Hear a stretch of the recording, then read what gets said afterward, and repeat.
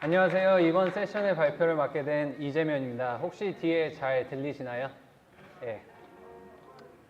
저를 먼저 간단하게 소개하면요. 저는 마이뮤직 테이스트의 데브옵스 팀에서 일하고 있습니다.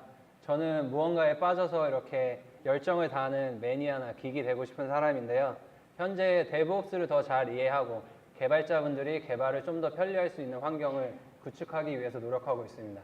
그리고 저는 사진에 보이는 두 강아지와 함께 살고 있는 집사이기도 합니다. 오늘 이렇게 귀한 주말 시간에 제 세션에 와주셨는데요. 조금이라도 배워가실 수 있는 발표가 되었으면 좋겠습니다. 혹시 마이크로 서비스를 이렇게 만드시거나 하신 분이 있으면 손 한번 들어봐 주실 수 있나요? 예, 감사합니다. 그리고 에이싱크 IO를 활용해서 이렇게 파이썬 개발을 하신 분들도 있으면 한번 손 들어봐 주시면 감사드립니다. 예, 감사합니다. 오늘 제 강연을 듣는 여러분들이 이러한 점을 얻어갔으면 하는데요. 먼저 마이크로 서비스 아키텍처는 무엇인지, 그리고 왜 우리는 마이크로 서비스 아키텍처로 전환했는지 설명을 통해서 마이크로 서비스 아키텍처가 좀 낯서신 분들은 기본적인 개념을 가져가시길 기대합니다. 그리고 왜 많은 회사들이 이렇게 마이크로 서비스 아키텍처로 전환하는지에 대한 인사이트 또한 함께 가져가길 기대를 합니다. 그리고 다음으로 저희가 마이크로 서비스를 어떻게 구축했는지 설명을 통해서 이렇게 프로덕션 레벨에서 파이썬과 에이싱크 IO를 활용해서 웹 서비스를 하는 회사가 있구나. 이 회사는 이렇게 해서 하는구나 하는 참고할 만한 사례가 되었으면 좋겠습니다. 제 발표 목차는 먼저 마이크로 서비스에 대해서 설명을 하고요. 다음으로 에이싱크와 세닉에 대해서 간단하게 설명을 드리겠습니다. 그리고 사내 웹 프레임워크로 개발해서 사용 중인 인세닉에 대해서 설명을 드릴 거고요. 마지막으로 마이크로 서비스 아키텍처로 전환하면서 맞이한 챌린지와 앞으로의 계획을 설명드리도록 하겠습니다. QA 세션은 제가 따로 준비는 안 했는데요. 질문이 있으신 분은 발표가 끝나고 이제 찾아와 주시면 최선을 다해서 답변 드리도록 하겠습니다. 그럼 첫 번째 챕터를 시작하겠습니다. 마이크로 서비스란 무엇일까요? 마이크로 서비스 아키텍처의 장단점은 모놀리틱 어플리케이션과 비교함으로써 더 잘 파악할 수 있게 되겠습니다. 모놀리틱 어플리케이션은 하나의 어플리케이션에 모든 기능이 들어가 있는 구조를 생각하시면 되는데요. 통상적으로 이제 장고 같은 웹 프레임워크로 개발을 해서 웹 어플리케이션을 만들게 되면 이렇게 모놀리틱 어플리케이션이 형태가 되게 됩니다. 마이크로 서비스 아키텍처는 이제 이름에서 힌트를 얻을 수 있다시피 이제 작은 서비스로 나뉘고 그 작은 서비스들이 커뮤니케이션 하는 방식으로 작동하게 되는데요. 좀 단순화해서 설명을 드리면 이렇게 사용자 관리, 상품 관리, 배송 관리, 리뷰 관리 기능이 있습니다. 그러면 마이크로 서비스 아키텍처에서는 사용자 관리 서비스 따로, 배송 관리 서비스 따로, 리뷰 관리 서비스 따로, 상품 관리 서비스 따로 이렇게 존재하게 되고요. 그들 간의 서비스 간에 이제 통신을 하게 됩니다. 오늘 위키피디아에서 이제 마이크로 서비스 아키텍처에 대한 특징을 설명하는 내용을 하나씩 살펴보려고 하는데요. 먼저 A collection of loosely coupled services. 이렇게 나뉘어진 서비스들은 서로 이제 커플링이 약하게 결합되어 있는 구조가 되겠습니다. 그리고 more resilient to architecture erosion. 이렇게 나누어진 서비스들은 이제 모놀리틱 어플리케이션에서는 이제 하나의 어플리케이션에 모든 기능이 있기 때문에 일부분에 이제 장애가 발생하면 전체 시스템이 셧다운되는 경우가 발생할 수 있는데요. 이제 이제 마이크로 서비스에서는 이제 서로 독립적으로 존재하고 일부분의 서비스가 장애가 있다고 하더라도 이제 시스템 전체가 셧다운이 되지 않는 구조가 됩니다. 그리고 scale their respective services independently. 모놀리틱 어플리케이션은 이제 스케일업을 하려면 전체 어플리케이션을 스케일업을 해야 되는데요. 이제 마이크로 서비스 아키텍처는 서비스별로 독립적으로 스케일업을 할 수 있게 됩니다. 예를 들어서 이제 리뷰 관리에 이제 트래픽이 엄청 몰린다고 하면 모놀리틱 어플리케이션은 전체 어플리케이션 스케일업을 해야 되는데요. 이제 마이크로 서비스 아키텍처에서는 리뷰 관리에 관련된 서비스만 독립적으로 스케일업을 할 수 있는 구조가 됩니다. 그리고 폴리글롯이라는 특징도 있습니다. 폴리글롯은 다양한 언어, 다른 기술 스택으로 이제 서비스를 만들 수 있는 특징인데요. 이제 예를 들어서 상품 관리는 뭐 고로 만들고 리뷰 관리는 뭐 파이썬으로 만들 수가 있게 됩니다. 왜냐하면 서로 서비스는 독립적으로 존재하고 서로 커뮤니케이션을 통해서 작동을 할 수 있기 때문인데요. 예를 들어서 이제 루비 앤 레이즈나 장고 같은 프레임워크로 했을 때 이렇게 구성하기가 힘듭니다. 이렇게 마이크로 서비스 아키텍처는 서비스별로 다른 기술 스택을 도입할 수 있기 때문에 서비스별의 특징에 맞춰서 기술 스택을 선택할 수도 있고 상대적으로 새로운 기술을 적용하기가 용이합니다. 이제 마지막으로 Parallelized Development by Small Autonomous Teams to Development. 커플링이 적은 서비스별로 운영을 하다 보니 작은 팀들이 각 서비스를 독립적으로 담당하여 병렬적으로 개발이 이루어질 수 있습니다. 많은 회사들이 점점 커지는 서비스와 점점 커지는 개발팀을 운영함에 있어서 이러한 점이 유리하게 작용하지 않을까 저는 생각을 합니다. 그리고 이제 엉켜있는 거대한 모놀리틱 어플리케이션을 이제 이해하는 것보다 서비스를 담당하는 그 서비스 팀들은 자기의 서비스의 그 로직과 코드들만 파악하면 되고 이제 모놀리틱 어플리케이션에서 이제 작은 기능을 추가하더라도 전체를 테스트를 해야 되는데요. 마이크로 서비스는 각각 독립적으로 테스트를 진행할 수 있습니다. 그리고 이제 도커와 같이 컨테이너를 쉽게 활용할 수 있는 툴이 있고 도커 스웜, 쿠버네티스 등 오케스트레이션 툴들이 활용되면서 마이크로 서비스 아키텍처의 장점들을 극대화할 수 있게 되었습니다. 각 서비스들이 컨테이너로 존재하고 오케스트레이션 툴로 이러한 컨테이너들을 여러 서버에서 좀 더 편리하게 운영하게 됐는데요. 이제 마이크로 서비스 아키텍처의 성공적인 운영 사례로 넷플릭스와 뭐 아마존이 많이 언급이 됩니다. 이렇게 언급이 되면서 하루에도 뭐 수십 번 배포를 한다고 설명을 하고 있는데요. 하루에도 수십 번 배포한다는 것은 어떤 의미가 있을까요? 이렇게 잦은 배포는 고객들에게 이제 개선된 기능 혹은 새로운 기능을 빠르게 제공할 수 있다는 것을 의미를 하고요. 이렇게 고객의 입맛에 맞는 기능을 제공함으로써 고객을 만족시킬 수 있고 고객의 만족은 결국 비즈니스 성공으로 이어질 수 있습니다. 이러한 잦은 배포 환경에는 서비스별로 병렬적으로 개발하고 다이나믹하게 운영될 수 있는 마이크로 서비스 아키텍처가 적합할 수밖에 저는 없다고 생각을 합니다. 지금까지 이제 특징을 말하면서 장점들만 말한 것 같은데요. 마이크로 서비스 아키텍처는 그 자체로 더 많은 복잡성을 가지고 옵니다. 테스트, 뭐 데이터 일관성, 모니터링 등 많은 부분에서 이제 복잡도가 증가하게 되는데요. 이러한 복잡도를 해결하기 위해서 다양한 추가 구성을 해야 됩니다. 그만큼 리소스도 많이 들어가게 되고요. 마틴 파울러는 이제 자신의 블로그에서 시스템이 모놀리틱 어플리케이션으로 관리하기 어려울 정도로 복잡해지기 전까지는 마이크로 서비스를 생각도 하지 말라고 하면서 그냥 마이크로 서비스 아키텍처를 그냥 무작정 예찬하고 도입하는 것을 경고하고 있습니다. 그럼 저희는 왜 마이크로 서비스 아키텍처로 전환하였을까요? 저희도 처음에는 이제 장고로 개발되어 모놀리틱 어플리케이션으로 운영되어 왔습니다. 근데 점점 서비스가 확장되면서 관리에 어려움을 느끼기 시작했는데요. 뭐 런 서버 하는 데만 이제 15초가 넘게 걸리게 되고 바쁘게 이제 기능들을 추가하다 보니 서로 엉켜져 있는 거대한 모놀리틱 어플리케이션이 되어 갔습니다. 그러면서 이제 기능들을 새로 추가하거나 이제 하는 것이 부담스럽고 어려워지기 시작했고요. 그리고 서비스 확장, 그리고 개발팀의 확장과 함께 마이크로 서비스 아키텍처로 전환을 결정하게 되었고 최근 8월 6일 날 이제 새로운 아키텍처로 서비스를 릴리즈하게 되었습니다. 이제 되게 길게 첫 번째 챕터에서 왜 저희가 마이크로 서비스 아키텍처로 전환했는지 설명을 드렸는데요. 그러면 이제 마이크로 서비스를 어떻게 구축하였는지 설명을 드리겠습니다. 파이썬으로 마이크로 서비스를 만들면서 에이싱크 IO와 비동기 웹 프레임워크인 세닉이 활용이 되었습니다.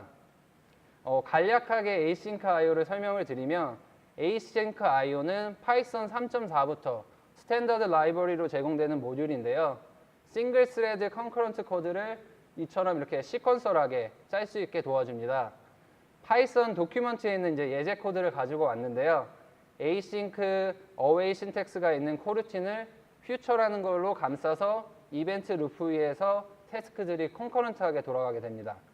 이제 코루틴은 이제 잠시 중단했다가 그 시점에서 다시 실행하는 것을 여러 번 반복하게 해주는데요. 오늘 파이콘에 이제 코루틴만 이제 집중적으로 다루는 세션이 있더라고요. 이제 코루틴에서 저 자세히 알고 싶으신 분들은 그 세션을 좀 추천드립니다. 저도 들으러 가려고 합니다. 그리고 도큐먼트에서 이제 설명하고 있는 시퀀스 다이어그램을 보면 이벤트 룹에서 어떤 태스크가 실행이 되고 다시 이벤트 루프로 돌아와서 1초가 지나면 다시 해당 코루틴으로 돌아가서 작업을 완료하고 이벤트 룹으로 돌아오는 것을 볼 수가 있는데요. 여기서 중요하게 봐야 될 점은 이벤트 루프에 컨트롤을 넘겨서 1초가 슬립이 되는 동안 다른 테스트가 실행이 될 수 있다는 것입니다. Async.io 라이브러리에서는 다음과 같은 기능을 쉽게 구현할 수 있게 해주는데요. 겟더는 여러 개의 테스트를 동시에 실행시키고 다 완료되면 결과를 취합해서 돌려줄 수도 있습니다. 두 번째처럼 여러 개를 이제 실행하고 제일 먼저 끝나는 게 있으면 그 값을 사용하고 나머지는 취소하도록 구현할 수도 있고요. 세 번째처럼 ensure future로 스케줄에 등록하고 결과 값을 기다리지 않으므로 fire forget 형식으로 구현할 수도 있습니다. 네 번째는 퓨처의 특정 이벤트에서 실행되어야 하는 콜백 함수도 지정할 수 있습니다. 저희는 이제 겟더와 ensure future를 서비스에서 많이 사용하게 되었는데요. Async.io는 이제 싱글 스레드에서 컨커런트하게 코드를 실행할 수 있게 해줍니다. 여기서 컨커런시는 동시성, 여러 가지 일들을 번갈아 가면서 수행할 수 있는 것을 말하는데요. 싱글 스레드에서 커런트하게 돌아가기 때문에 하나의 일꾼이 여러 가지 일들을 번갈아 가면서 하고 있다고 생각할 수 있습니다. 코루틴으로 여러 가지 일들을 번갈아 가면서 하는 방식이 코퍼레이티브 멀티태스킹인데요. 이벤트 룹에 컨트롤을 넘겨주면 다른 태스크로 넘어가서 일을 할 수 있습니다. 하지만 만약 B가 협조적이지 않고 계속 독점하고 있다고 하면 이제 A는 마냥 기다릴 수밖에 없게 되는 거고요. 그래서 기존에 동기적으로 작동하는 라이브러리를 그대로 사용할 수 없고 Async.io에서 비동기적으로 작동할 수 있는 라이브러리를 필요합니다. 그리고 이렇게 여러 가지 일들을 번갈아 가면서 하기 때문에 CPU 바운드 태스크에서는 병렬 처리처럼 이득을 볼 수가 없고요. IO 바운드 태스크에서는 장점을 보일 수 있게 됩니다. 앞에서 설명한 것처럼 마이크로 서비스 아키텍처는 서비스별로 나뉘어 존재하고 서로 통신을 하게 되어 있습니다. 마이크로 서비스 아키텍처에서 일반적으로 HTTP와 같은 프로토콜을 사용해서 서비스 간 통신을 하게 되는데요. 동기로 처리하게 되면 여러 서비스의 리퀘스트를 할 때 이제 하나씩 기다려야 되는 문제가 생깁니다. 마이크로 서비스 아키텍처로 구현하면서 퍼포먼스를 위해서는 비동기 처리가 저희가 필요했고요. 그래서 이제 3.4부터 스탠다드 라이브러리로 제공되는 Async.io를 활용하기로 하였습니다. 하지만 이제 처음부터 다 웹 프레임워크를 짠다는 것은 비효율적이기 때문에 이미 존재하는 오픈 소스를 리서치하게 되었고 AIO HTTP 서버도 있었는데 그 당시에 좀 더 빠르고 안정적이라고 생각했던 세닉을 활용하기로 결정하였습니다. 세닉은 이제 파이썬 웹 생태계에서 한 축을 이루고 있는 이제 플라스크랑 상당히 비슷한 구조를 보이고 있는데요. 세닉 도큐먼트에서 플라스크 라이크 웹 서버라고 할 정도로 되게 비슷합니다. 오른쪽의 코드처럼 이제 간단하게 제이슨 형태의 헬로 월드를 리턴해주는 서버를 만들 수 있습니다. 세닉에서 이제 어떻게 TCP 서버를 만들고 있는지 간단히 확인을 해보겠는데요. Async.io에서는 트랜스포트와 프로토콜 클래스를 한 쌍으로 제공하고 있습니다. 루프에서 데이터를 프로토콜로 푸시하고 프로토콜은 트랜스포터로 데이터를 리턴하게 되는데요. 이렇게 프로토콜 클래스로 플로우 컨트롤을 할 수 있게 해줍니다. 세닉에서 TCP 서버를 만드는 코드를 보면 Async.io의 프로토콜 클래스를 상속받아서 사용하고 있는 것을 볼 수 있는데요. Connection made, connection lost, data received는 트랜스포트에 의해서 불려지는 콜백들입니다. 이제 콜백 이름만 봐도 어떤 역할을 하는지 대략 이해가 되실 것 같습니다. 이제 이렇게 HTTP 프로토콜 클래스에서 이제 데이터를 받아서 여러 가지 컨트롤 작업을 하고 이제 트랜스포트로 데이터를 되돌려 보고 있는 것을 볼 수 있는데요. 오른쪽처럼 HTTP 프로토콜 인스턴스인 서버를 create 서버 메소드에 인자를 넣고 서버를 생성하고 있습니다. 세닉은 저희가 처음부터 async IO를 활용하여 웹 프레임워크를 구축할 필요가 없이 편리하게 활용할 수 있게 해주었습니다. 하지만 이제 저희가 세닉을 활용함에 있어서 이제 추가적인 기능들이 필요로 했고요.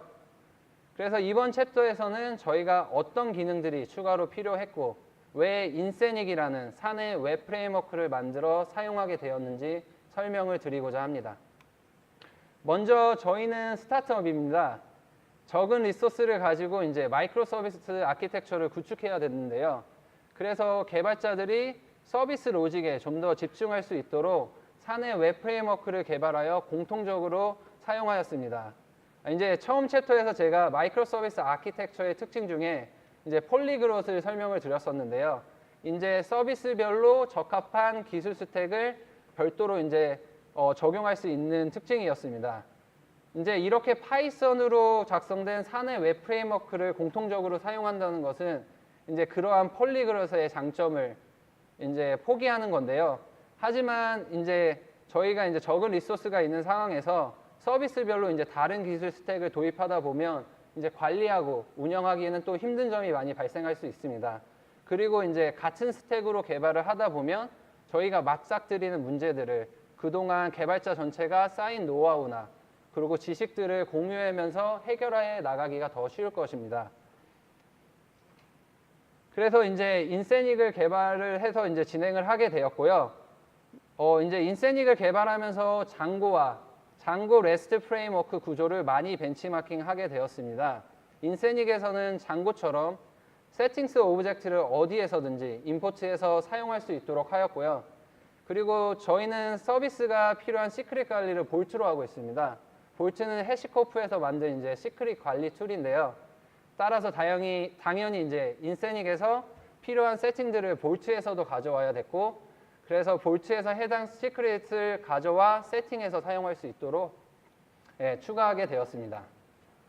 다음으로는 장고 레스트 프레임워크를 벤치마킹하여서 적용한 기능인데요.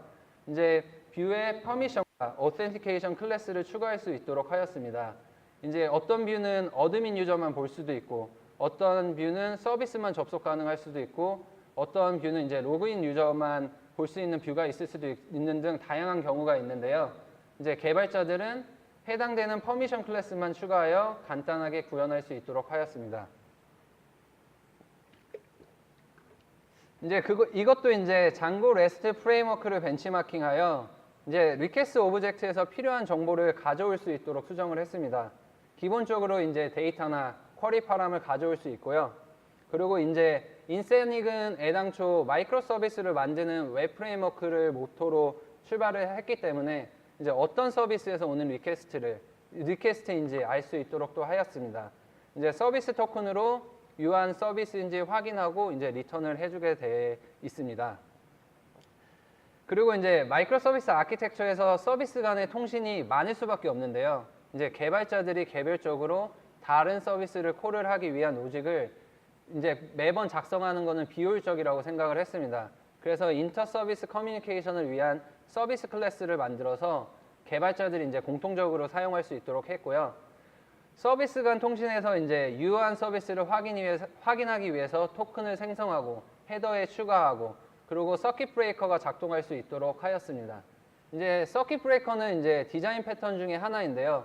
서비스 A에서 서비스 B로 리퀘스트 하는 과정에서 서비스 B가 이제 죽어 있으면 죽은 서비스에 계속 리퀘스트를 하는 것이 아니라 서킷 브레이커에서 감지해서 이제 죽은 서비스 B에다가 리퀘스트를 보내지 않게 됩니다.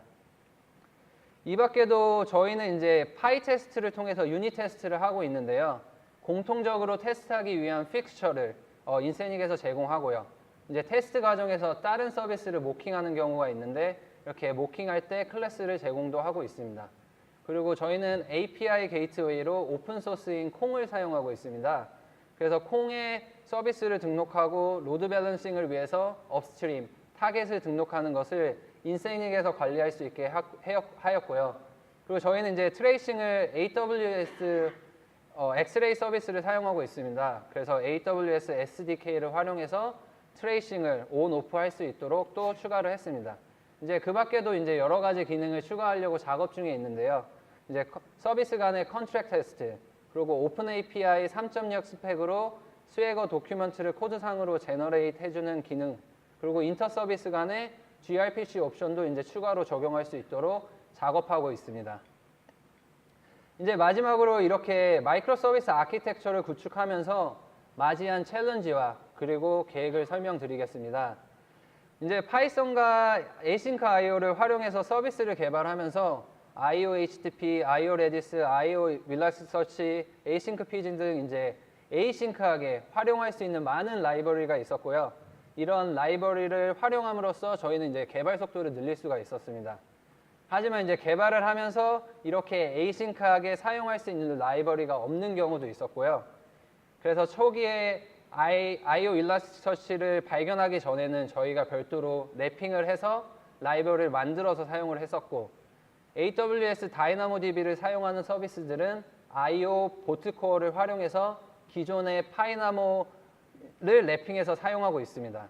그리고 서킷 브레이커도 이제 파이 브레이커를 사용하고 있는데요.